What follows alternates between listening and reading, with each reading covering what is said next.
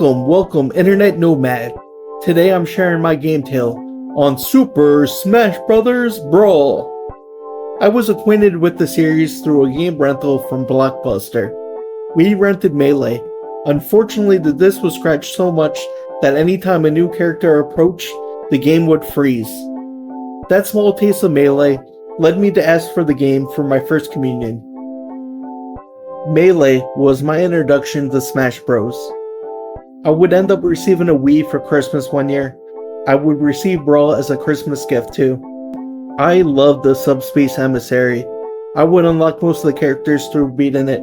The story was one of my favorite crossovers of all time. I wish Smash Bros. Would try to create something like that again. The final boss was extremely tough for Kid Me. I would cycle through so many combinations of fighters until eventually I would beat it. The game also introduced me to some masterpieces. I would replay them for the shorter time allotted. I would play Star Fox 64 for the first time through this game. Super Metroid was another game I would play for the first time. Even though they were small, I would spend so much time playing them. I didn't know do a barrel roll joke until Brawl. This was the first Smash game where I saw the news about every new addition to the game. I remember seeing Sonic and Solid Snake being added. It was the first Smash game where the game felt more like anyone could join. Snake's inclusion was awesome. I never heard of Metal Gear at this point. There were so many franchises I would learn about through Smash Bros. Now Smash Bros is a celebration of gaming.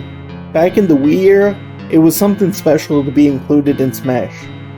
The home run contest was something I always played around with. I would play as almost every character trying to up the score. My brothers and I would pass the controller back and forth, trying to one-up each other in this mode. The target practice was less cool in the game. Now they had preset boards per difficulty instead of the custom ones per character. I liked the custom ones because you had to use the character's abilities to beat it. I would spend hours arranging trophies. I loved the diorama mode. I would create fanfiction using the trophies as characters. I would spend hours taking photos of my trophies and creating stories about my collection. This game is how I knew about classic Nintendo franchises.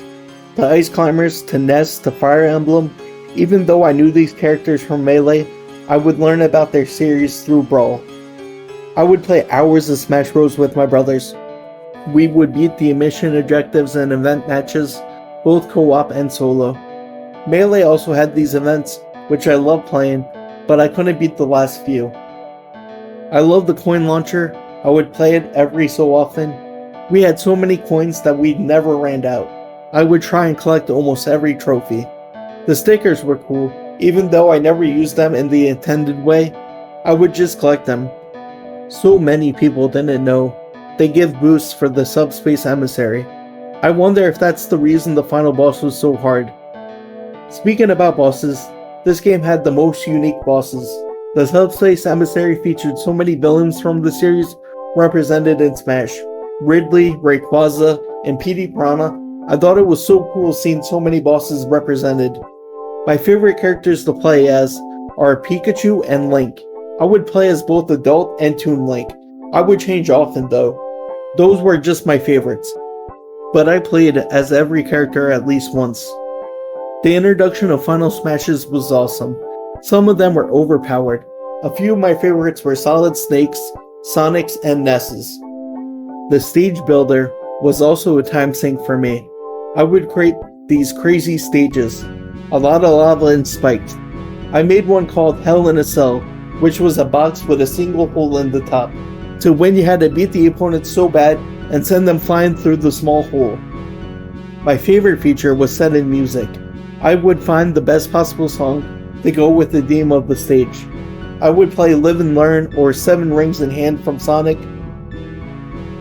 Brawl marked the beginning of my newfound appreciation for Nintendo. I am covering one of the installments of a series I found out through Smash for my second anniversary of this channel. I'm not going to say which game it is, but I'm currently playing it. I would play All-Star Mode so much. I wanted to complete it with every character. The new trophies of the final Smashes were so cool. I love having these to make more stories through diorama mode. I also love taking pictures mid-game. I would play short brawls which could be saved to the SD card. Those brawls were so cool. The Wii was so special because of the virtual console. I didn't download many games, but I would scroll for hours looking at classic games. Smash Bros got me interested in so many cool series. I would have dream matches between Mario and Sonic. I would choose characters that had history like Ganondorf and Bowser versus Mario and Link. I would spend hours in Brawl. Some of my favorite stages are all the Mario ones, with the Mushroom Kingdom being my top one. The pirate ship from Wind Waker is one of my favorite games of all time. It wasn't the best stage to battle on, but the personality shines through. I love fighting in the storm. 75M and Mario Brothers really impressed me. I want more stages of classic games that are actually made from the original games. I have seen the idea of a Dr. Mario stage, which is just a game of Dr. Mario. I believe there's a fan game that actually did this. My memories of Smash Bros. Opened the floodgates to my passion for Nintendo. I probably wouldn't have picked up games like Pikmin, Fire Emblem, or Mother. This game really introduced me to the deep cuts of this great company. That's my game tale on Super Smash Bros. Brawl.